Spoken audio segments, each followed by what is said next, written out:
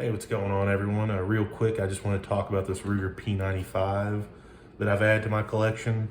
I was walking out of a local shooting range and saw this in the case and figured I'd pick it up because I knew that the P95 is where they kind of went to this more polymer style frame. It really feels like more of a plastic, it's very slick. There's not a lot of grip to it. It almost feels like a toy, but not that it feels bad. It's just doesn't feel like polymer when you think of like polymer on like a Glock or an M&P or even like a 320 or any other number of polymer framed firearms.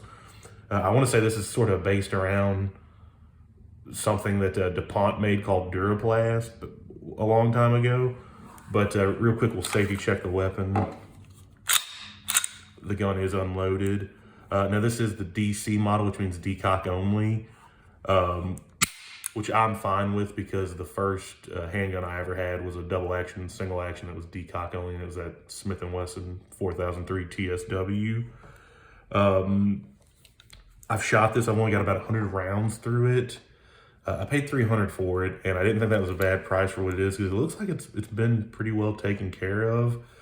Not a lot of grip here on this plastic or this polymer, and I believe it is fiberglass reinforced, kind of like the P99s of the 90s. But this one was made in the year 2000. I did look up the serial number, so whoever has them, they took pretty good care of it because the ramp inside's nice and clean. The barrel looked good when I got home with it. And it shoots pretty accurate. I think the P94 is just a little bit more accurate, or the particular P94 that I have. I think that comes down to it having a little bit better trigger than this. Not that this is bad or anything like by any means. This also does not have the link inside like the P94 does. It just rides on polymer rails, which I was curious if that would be a reliability issue, but I had no reliability issues with it whatsoever on the range.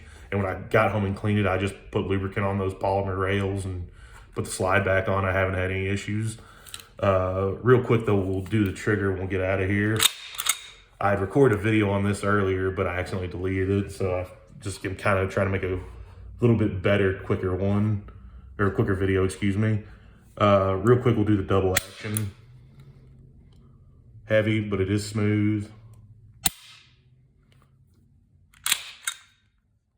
We'll do the single action.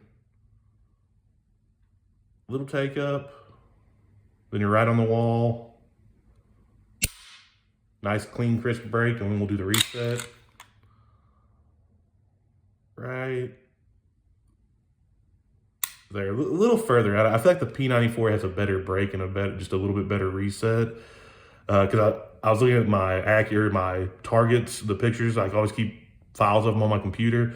I had a little bit tighter grouping with the P94. This was still very tight though. It wasn't like it was just drastically worse, but I would say the P94 just edged it out a little bit more. But also too, it came with a 10-round mag from the assault weapons ban.